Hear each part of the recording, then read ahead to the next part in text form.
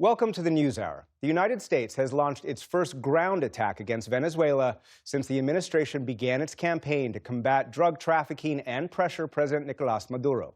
We don't have many details, but President Trump confirmed the explosion today and said the target was along Venezuela's shore. There was a major explosion in the dock area where they load the boats up with drugs. So we hit all the boats, and now we hit the area. It's the implementation area. That's where they implement. And that is no longer around. This week, the U.S. deployed even more military assets to the Caribbean, adding to what is already the largest deployment of the U.S. Navy to that region in half a century. It's allowed the U.S. to strike at least 29 alleged drug boats and seize 2 sanctioned Venezuelan oil tankers and pursue a third. But the president wasn't focused only on Venezuela. Today, Russian President Vladimir Putin told Trump that Ukraine had tried to attack one of his residences. That's a claim that Trump accepted. It's a delicate period of time. This is not the right time. It's one thing to be offensive, because they're offensive. It's another thing to attack his house. It's not the right time to do any of that, and can't do it.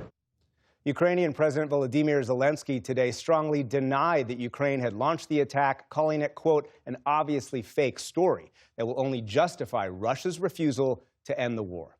And when it comes to the Middle East, today, President Trump threatened to restart war in Iran, accusing the country of, quote, trying to build up again. And the president, who has declared himself the president of peace, said Hamas must disarm before any progress can be made at finalizing a peace deal in Gaza. This week, storm clouds loomed over southern Gaza, its sea of humanity huddled in canvas homes, anxious about tomorrow, and thunderstorms that flooded makeshift neighborhoods, and tents where floors turned to mud and babies were wrapped up to protect from the cold. The UN says 80% of Gaza is in ruins. There's a U.S. plan to reconstruct, but President Trump said today the first move was Hamas's. If they don't disarm, as they agreed to do, they agreed to it, and then they'll be held to pay for them.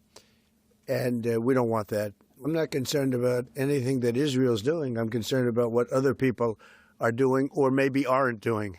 The ceasefire agreement requires Hamas to disarm, but the group maintains it has a right to armed resistance, although it has discussed freezing or storing its arsenal. The ceasefire also requires all military operations suspended. The Palestinians accuse Israel of launching hundreds of attacks that since the ceasefire began have killed more than 400. Israel says they're responding to Hamas's violations, including fighters crossing over from the western side of the Yellow Line to the Israeli-controlled eastern side.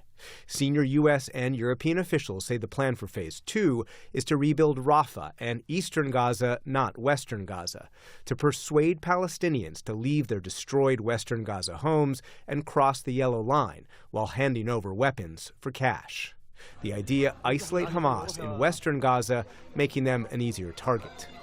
At the same time, Israeli forces would withdraw from their bases along the Yellow Line to be replaced by countries that officials say could include Italy, Azerbaijan, and Indonesia.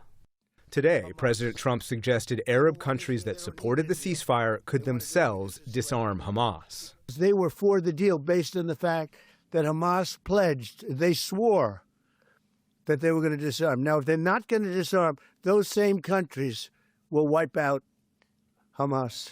Wait just a second. We have one more thing to share. We want to say a heartfelt thank you for watching and supporting PBS News. Without you, we simply wouldn't be able to provide the news and the information that you trust. So thank you from everybody here at PBS News. Support journalism you trust. Support PBS News. Donate now, or even better, start a monthly contribution today.